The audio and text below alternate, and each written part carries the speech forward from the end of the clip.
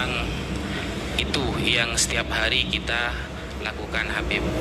Jadi alhamdulillah ada banyak manfaat, dan pertama kali Al-Faqih bisa bertemu Habib Rizik yang dari dulu saya kagumi. Alhamdulillah sekarang ini barokah nasab Ba'alawi yang dibahas bisa bertemu dengan Habib Rizik. Alhamdulillah. Alhamdulillah. Ya, assalamualaikum. Itu tadi cuplikan dari pernyataan Gus Wafi, di mana beliau pada kesempatan di forum Habib mendapat undangan dari Habib Rizik ya. Habib Rizik dia dalam poin khusus menyampaikan berkah dari nasab Ba'alawi, sehingga beliau Gus Wafi yang menjadi penggemar berat Habib Rizik bisa bertemu pada kesempatan itu. Kalau dulu saya pernah mengatakan analogi atau logika batal dari Gus Wafi itu mungkin pada kesempatan tertentu di daerah Jawa Barat, di Tasik atau di mana dia mengutip dari pendapat Habib Lutfi. Jadi ini lepas dari pro dan kontra nasab Ba'alawi apakah terputus atau tidak. Dia mengatakan begini, ketika mengutip dari pendapat Habib Lutfi, kenapa nasab Wali Songo itu menyembunyikan identitas kenasabannya ya. Terus dia mengatakan dengan menukil dari pendapat Habib Lutfi, itu oleh karena Wali Songo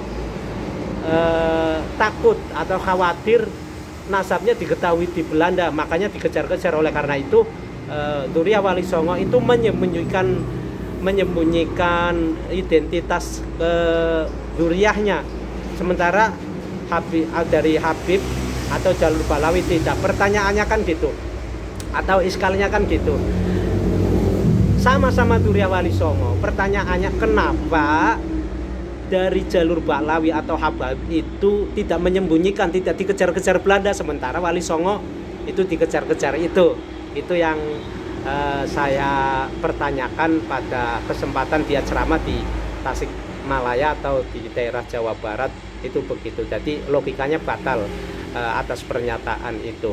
Jadi sebagaimana para YouTuber, para konten kreator atau kontainer ya, mencari celah kesalahan orang lain itu sangat mudah sekali, apalagi kalau konteksnya dalam rangka mencari penonton ya seperti saya ini. Tapi ini bukan bermaksud, ini adalah perbedaan pendapat.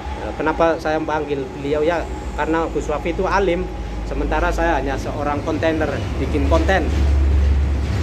Dan logika batal lagi yang tadi seperti Anda dengarkan pernyataan dari Gus Wafi adalah beliau mengatakan atas berkah pembahasan nasab Ba'alawi sehingga dia bertemu dengan idolanya yaitu Habib Rizik. Jadi kalau mau jujur, itu bukan karena pembahasan nasab Ba'alawinya, tetapi oleh keberanian seorang Kiai Imad yang mengatakan atau menyampaikan tesis atau penelitiannya bahwa Ba'alawi itu batal. Habib ya, keturunan Nabi dari jalur Habib dengan panggilan Habib atau dari jalur Ba'alawi itu batal, sehingga polemik itu terus bergulir hingga sekarang, hingga Gus Wafi ikut terlibat dalam polemik itu, dan dia mengatakan berkat nasab Ba'alawi dia bertemu Habib Rizik. Sebenarnya kalau mau jujur, ini agak tergesa-gesa karena ini lagi nyantai, agak ada acara ini. Sebenarnya kalau mau jujur, berkat atau berkah dari tesis Kiai Imad sehingga dia Gus Wafi bisa bertemu dengan Habib Rizik. Itu logikanya ya, kurang lebihnya mohon maaf. Terus poin satu lagi yang terakhir adalah itu sebenarnya kan tanggapan saat debat di Kesultanan Banten, di mana di atas kertas mungkin dimenangkan oleh pihak Ba'alawi ya. Tetapi poin yang penting adalah Gus Wafi bukan seorang Habib. Lagi-lagi orang-orang yang alim itu bukan dari Ba'alawi. Kita tahu dalam live streaming di Kesultanan Banten itu ada Gus Wafi, ada Kiai Idrus Ramli, ada Buya siapa itu Kurtubi. Hanya satu dari Baklawi, yaitu Habib Hanif, menantunya Habib Rizik. Itu intinya itu. Lagi-lagi kalau mau bicara ilmu ya pribumi, bukan dari Habib. Contohnya itu Gus Wafi yang luar biasa kemarin, kan kita harus objektif. Walaupun mungkin posisi saya agak condong ke pro Kiai Imad gitu. Itu bukan berarti saya meragukan nasab Baklawi, bukan. Tetapi saya kenapa cenderung ke Kiai Imad dan kelompoknya Kiai Imad itu oleh karena banyaknya oknum Habib yang pongah, yang melakukan hal-hal yang di luar etika keindonesiaan, bahkan etika keislaman. Bahkan sering menyampaikan hal-hal yang khurafat oleh mungkin saudara-saudara kita dari golongan Wahabiyah. Khurafat, tahayul, 1 rakaat umur 7 tahun dari golongan mereka menghatamkan 30 juz di rakaat pertama. Jakarta Habib Babar 33 tahun tidak tidur dari golongan mereka.